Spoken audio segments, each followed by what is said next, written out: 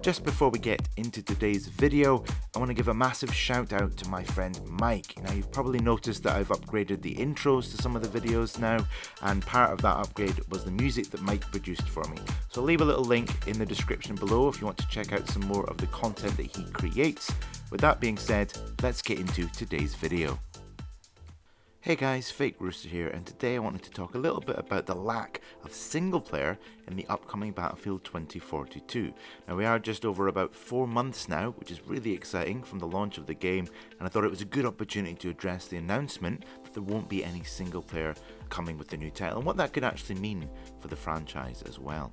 Let's be honest, the Battlefield campaigns have always divided the player base a little bit, especially in the last few titles. Now, some people enjoying the campaigns as a nice addition to the games, others that didn't really care about the single player, which is absolutely fine, and some that felt that the single player goodness that Battlefield had started off with has kind of gone away. The magic's kind of disappeared. So was removing the single player from the next title actually a very calculated and smart decision from the developers at EA and DICE?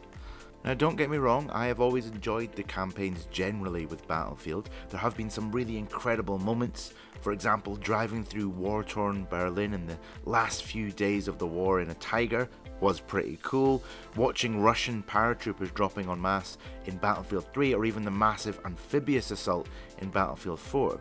However, the magic of the Bad Company campaigns were never really recaptured, and as a community I think we're all in agreement that those campaigns were some of the best that Battlefield did. They were funny, they were witty, and they had lots of really great set piece moments in them as well. Since then, the campaigns again have divided the community ever so slightly.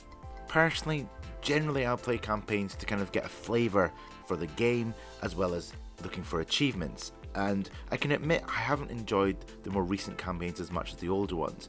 Battlefield 5 and 1 both had these really odd moments in the game that would kind of take you out of the rhythm, where you'd stealth, which was a bit odd, having a stealth mechanic in a Battlefield title. For me, I'd prefer my Battlefield titles to be about a squad of soldiers or an entire frontline unit that's moving through a campaign or something like that. With the new title and the new hardware that we've got on offer, such as the Xbox Series X and the PlayStation 5, DICE could have produced a very high quality AAA massive scale set piece story if they wanted to. However, what you've got to remember is Battlefield in general, and for me personally as well, is all about multiplayer experiences. It's about those unscripted mental moments that happen in a game that they like to, and I'm putting air quotes up here, call Battlefield moments, but they truly do epitomize the experience and make it worth going back and playing again and again and again. So it might not be a bad thing that they've avoided the single player at all, but I still would have been interested to see the kind of story that they could have told, especially with the universe that they're bringing us into. Now, just how they tell the story through the multiplayer, as they said they're going to do, that's really going to determine as to whether or not it's a good story, or if it's told well, rather. Now, one thing I'm really hoping that they don't do is that maybe at the start of every season, because they've confirmed their battle pass, that we get some sort of overly loud, entirely unskippable cutscene that doesn't really explain much and shows you some cool characters. Now, some franchises like to do that, especially recently, but I'm actually hoping that maybe it's broken up into the environment around you. Maybe you pick up some radio chatter or hear some new reports coming in over the radio or something like that.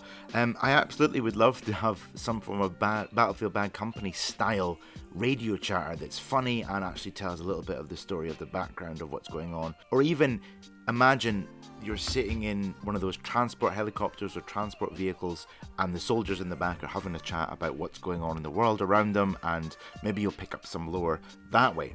That would also be a great route to go down if they want to sort of build upon those Easter egg hunting things that they've put into previous games, such as unlocking new weapons. And I think that's an interesting part of the community that they could do with a little bit of a boost, give them something to hunt for. Hopefully you'll all remember how well that went with Battlefield 4, with the Phantom program and video content creators like Jack Frags, who was hunting down Megalodon on different maps and things like that, which was really cool to witness and watch, and it would be a great thing to be a part of in a new title as well. One thing I would love to see is them to provide some form of video or cutscene or maybe a description at the end of every match of multiplayer, what it means that one side won over another. Now that is already in Battlefield 1. When you do the operations, you get the very famous, one can only speculate what would have happened if X thing had happened, and that kind of lore would be really cool as well, so that you feel like you've accomplished something or something has happened because of your win or your loss on that particular map. Now I do have a sneaking suspicion that we might actually see that with the way that DICE has described things like the rocket launch on one of the maps. It could happen or it could not happen depending on what happens on the round or who controls the points or whatever, and I'm hoping we see a little bit more of just how that's going to work during the EA Play event on the 22nd of July as well.